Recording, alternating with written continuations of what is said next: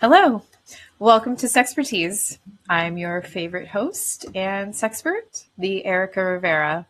So, my allergies are kind of bothering me this evening, so excuse all of this going on during the episode, but let's jump right into today's topic, which is basically navigating preoccupied or anxious attachment. So, if you remember last week, we went over attachment theory and basically kind of touched on every type of attachment style, but today we are focused on anxious attachment. And there I am already. I'm so sorry, guys, but we're going to get through this. Anxious attachment, which is sometimes called preoccupied attachment, is marked by an intense desire for emotional closeness paired with a deep fear of being abandoned or rejected. People with this style often feel insecure about their place in a relationship and are constantly seeking reassurance from their partner. It's not about being dramatic or needy. It's about a nervous system that feels, oh, I'm so sorry. I am not going to be able to breathe this entire episode. But it's fine. Everything is fine. But as I was saying, it's about a nervous system that feels unsafe unless connection is confirmed over and over again. This attachment style often develops in childhood when caregivers were inconsistent. So we talked about that last week too.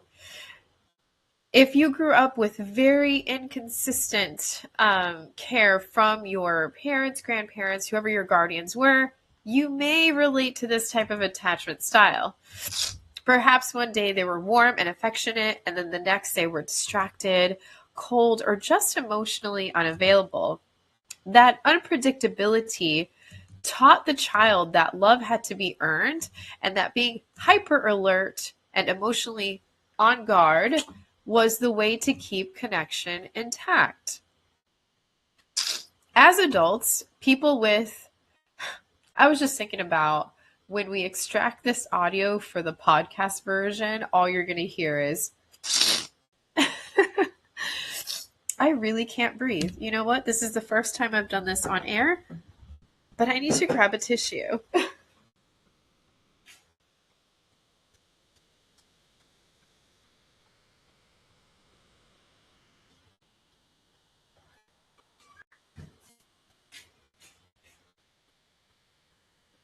Okay, so I had tissues here earlier and I went through them a little too quickly. I just feel like when I'm speaking, when you're talking, it's hard to take a breath, especially since I can't breathe. I'm having to pause in between to take a mouth breath. And oh my gosh. But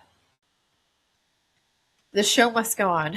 So hopefully for those of you watching, this isn't too much of an annoyance for you. But we are going to get this message across. Now, as adults, I got to get my brain back to where it was. As adults, people with anxious attachment often worry about being too much, while feeling like they're never enough. They overanalyze texts, they feel crushed by silence, and can struggle with low self-worth in relationships. Today, basically what we're going to do is we're going to explore how to recognize this particular style with compassion and not shame, and how to begin the path toward healing and inner safety. So if you're someone that can identify with having an anxious attachment style, this episode is going to be for you. And even if you're not, if you're someone who's maybe dated someone with anxious attachment style, then this episode might be really helpful in understanding this person and basically what some of the signs are of this attachment. So, and how to understand it. So people with anxious attachment often live in a state of emotional hypervigilance. They're always scanning for signs that something is off. This might show up as overanalyzing a partner's tone, rereading texts multiple times, or feeling devastated if there's a delay in response. I almost sneezed. Oh, Florida weather. Yeah. I'm sorry. I never sidetracked so much in an episode. And I already did, and it's been what, probably less than 5 minutes. Even small changes in behavior can trigger fears that love is fading or the relationship is ending. This is how someone with anxious attachment thinks. This can lead to behaviors that others label as clingy, such as constant texting, asking for repeated reassurance, or feeling jealous or anxious when a partner is unavailable. These reactions aren't rooted in manipulation. See, this is the part where maybe partners who date people with an anxious attachment, they need to hear this. This isn't rooted in manipulation. They come from a deep desire to feel safe and connected. But unfortunately, these behaviors can sometimes push partners away, reinforcing the very fear that started them. The anxious attachment cycle is painful because it often confirms the person's worst fears. So basically, if I express my needs, I'll be abandoned. Recognizing these patterns without self-blame is the first step towards breaking the cycle. Now, anxious attachment is not just emotional, it's biological. The nervous system of an anxiously attached person is often in a state of high alert. The brain is wired to detect even minor signs of relational threat. A short reply, a change in tone, even a delayed response, and they can interpret them as potential abandonment. This hyperactivation can feel like a racing heart, spiraling thoughts, or a sense of emotional panic. The anxious person may try to fix the disconnection immediately, often by reaching out, apologizing unnecessarily, or seeking validation. These are survival responses. The body is trying to restore emotional safety. But it's important to understand that anxiety is not always a sign of something being wrong. It's often a sign that a deep emotional wound has been activated. Learning to pause, self-soothe, and separate past fear from present reality is key to regulating the anxious attachment system. Certain experiences are especially triggering for someone with anxious attachment. Being ignored, ghosted, or told to calm down can send them into a spiral. Inconsistency, hot and cold behavior, or unclear intentions can feel like emotional whiplash, leaving them completely disoriented and insecure. One of the hardest triggers, I think, is when someone sets boundaries without clear communication. The anxious person may interpret space or autonomy as rejection or punishment. But that's because it wasn't set without clear communication. So this can create a cycle of emotional protest, reaching out more, trying harder, over apologizing in an effort to reestablish closeness. So understanding your specific triggers doesn't mean you have to avoid relationships. It just means that you're starting to build emotional awareness.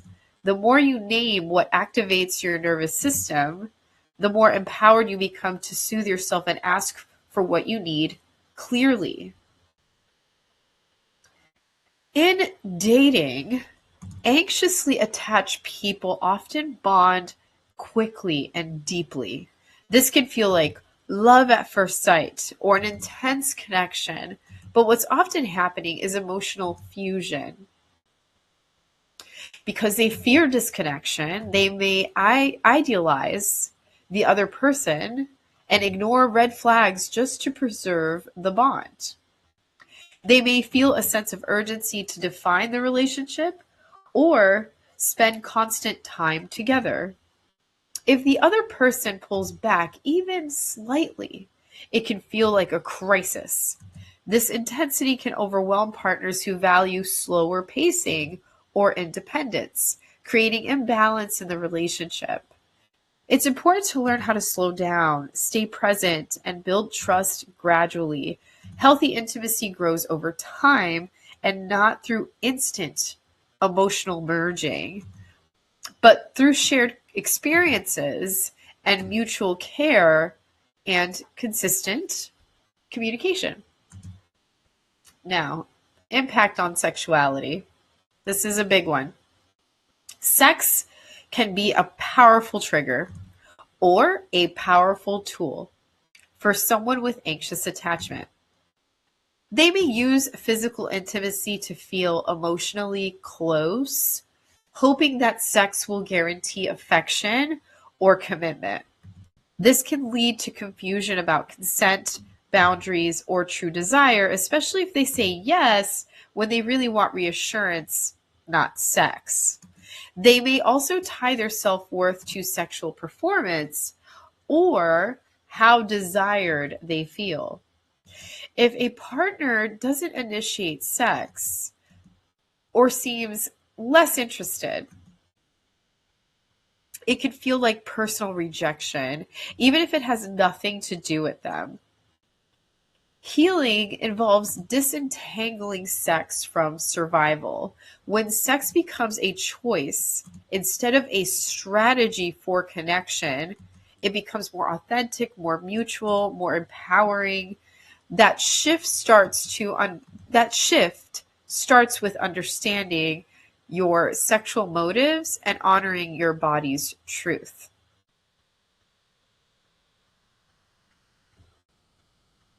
Oh, I couldn't even take a breath that time. I just tried to breathe and it didn't happen.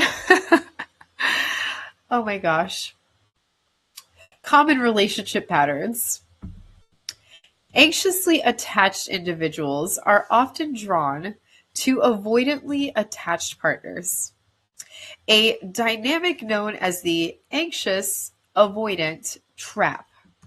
The avoidant pulls away to preserve autonomy, which triggers the anxious person to cling tighter, reinforcing a painful loop of push and pull. This roller coaster can feel intoxicating, but it rarely leads to long-term emotional safety. Ironically, when presented with a securely attached partner, the anxious person might feel bored or suspicious because it lacks the emotional drama that they are used to. Part of healing is learning to recognize calm, consistent love as safe rather than dull. This means practicing emotional regulation, staying curious instead of reactive, and not mistaking emotional intensity for chemistry. So let's rewrite this narrative. Many anxious attached people, they carry a silent belief: I am too much, too emotional, too needy, too sensitive. These beliefs are often the residue of childhood wounds, where emotional needs were minimized or met with frustration. But your needs are not a burden. They're a blueprint for connection. So it's time to rewrite that story. You are not too much. You are human. You are not needy. You're wired for connection. Your vulnerability is not a flaw, it's a strength. These truths take time to internalize, but each time you speak your needs with clarity and kindness, you challenge the old narrative. Healing begins when you stop apologizing for having needs and start honoring them with compassion. The goal is not to need less, it's to need wisely. When your nervous system is activated, the first step is self-soothing. This means using techniques to calm the panic and reconnect with your body. Grounding exercises, such as feeling your feet on the floor or placing your hand on your heart can signal to your system that you're safe. Connecting with your inner child, the part of you that still feels scared or unloved, is also deeply healing. Journaling can help you ask, what does my younger self need to hear right now? This creates space between the trigger and your response. Self-soothing doesn't mean suppressing your needs. Okay, so let's not get that confused. Self-soothing means giving yourself care first so that you can express those needs calmly instead of urgently. It's about building a secure home inside yourself. Now, reassurance is a real need, not a weakness, okay? But how we ask for it matters. Instead of seeking reassurance through panic or protest, practicing stating your need clearly. Just practice that. Practice stating your needs. So, I'm feeling a little anxious. Can you remind me we're okay? This creates connection without codependency. That's a big deal there, you know? At the same time, learn to affirm your own worth. So mirror affirmations like, I am lovable even when I feel insecure. Just mirroring those affirmations can rewire your brain to associate safety with self-connection. The goal isn't to never need others, it's to be able to receive their love with trust. When someone offers reassurance or care, don't deflect it with guilt. Say thank you. Let it land. Allow love to feel normal, not earned.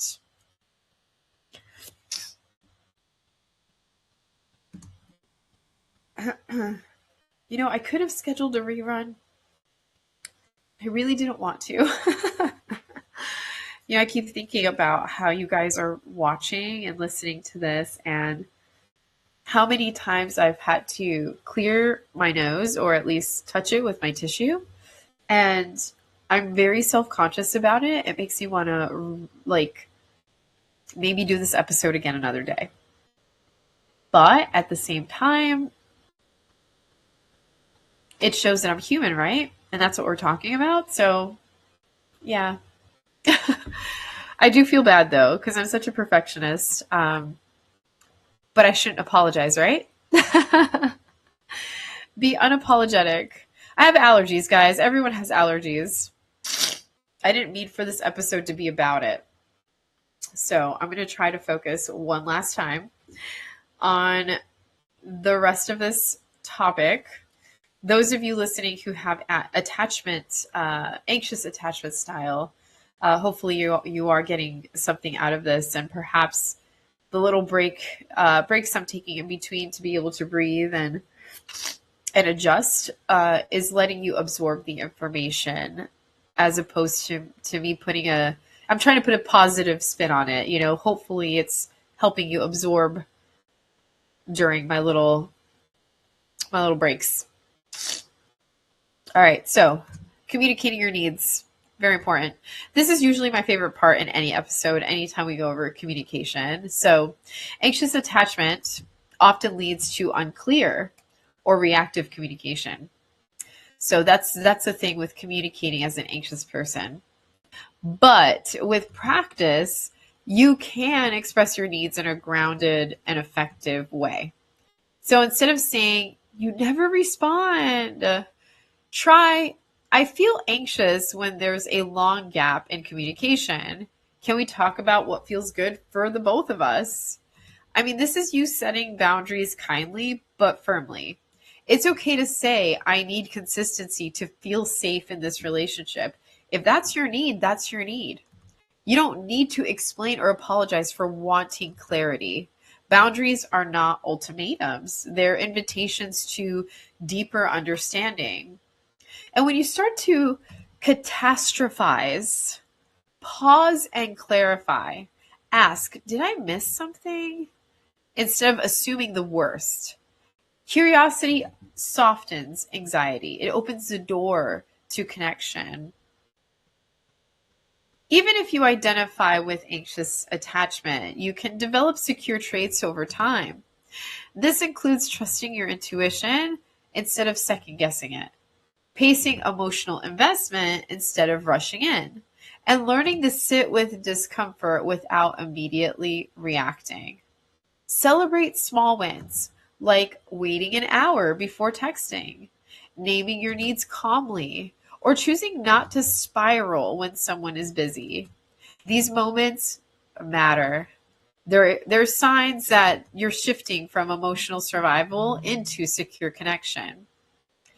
And honestly, secure attachment isn't about being perfect.